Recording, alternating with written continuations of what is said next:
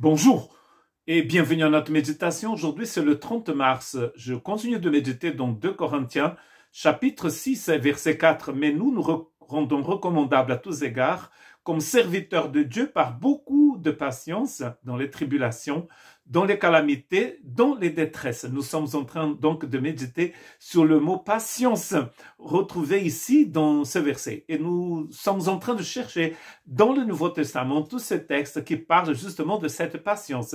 Nous allons le retrouver dans Romains chapitre 8, verset 25. Mais si nous espérons ce que nous ne voyons pas, nous attendons avec persévérance. Et là, nous trouvons le même mot que traduit par patience dans cette version que je viens de lire. C'est la version de la nouvelle édition de Genève de 1979.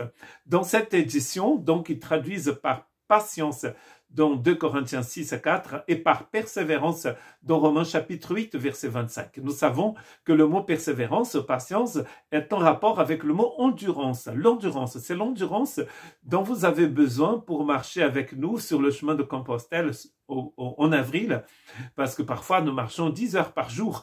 Et pour pouvoir faire un chemin, pour pouvoir courir le marathon de Paris ou autre, vous avez besoin d'endurance. Là, nous avons besoin de cette endurance pour continuer à suivre le Christ.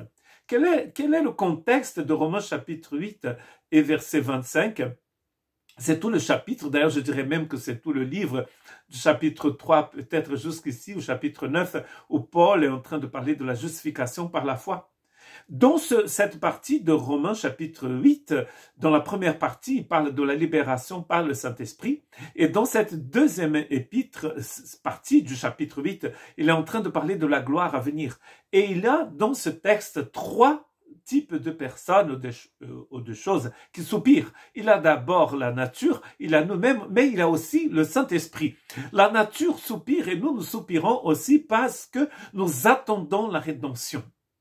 Nous attendons la dernière rédemption, c'est-à-dire cette rédemption qui va nous délivrer de la mort une fois pour toutes.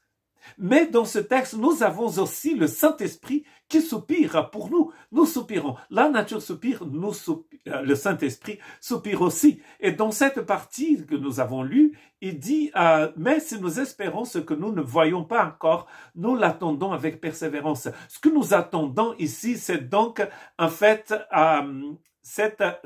le fait que nous attendons l'adoption, la rédemption de notre corps. C'est-à-dire, notre esprit est sauvé, mais nous vivons dans un monde où la mort est encore présente. Demain, nous allons célébrer, bien sûr, la résurrection de notre Seigneur. Là, nous sommes en attente. Et donc, le dimanche de Pâques, nous fêtons la résurrection du Seigneur. Paul nous dit dans Romains 6 que quand le Christ est ressuscité, nous aussi, nous pouvons ressusciter, car nous avons été baptisés avec lui. Il parle là de la rédemption dans le sens où notre esprit maintenant est sauvé, nous sommes rachetés. Mais nous sommes encore dans cette attente de quelque chose qui va se passer. Et il appelle ici, c'est la rédemption finale, en quelque sorte. Nous persévérons parce que nous savons ce que nous attend, en fait. Et l'esprit soupire avec nous. Nous ne sommes pas seuls. Dans Romains chapitre 15, verset 4, « Or, tout ce qui a été écrit d'avance a été écrit pour notre instruction, afin que par la patience ou la persévérance et par la consolation qui donne les Écritures, nous possédons l'espérance. » Nous avons parlé de cette espérance dans notre dernière méditation. Il me semble que c'était le 28 mars.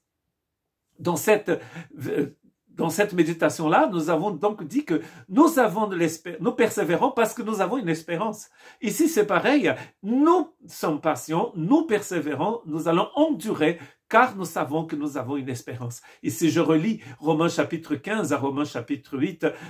Cette espérance, c'est l'attente de cette résurrection finale, de cette adoption. Nous attendons avec impatience le jour où il n'y aura plus de faim, il n'y aura plus de larmes, il n'y aura plus de mort. Et c'est ce qu'Apocalypse nous dit qui va arriver dans la nouvelle Jérusalem. Nous sommes cette nouvelle Jérusalem du Seigneur et un jour nous serons toujours avec lui. Que Dieu vous bénisse.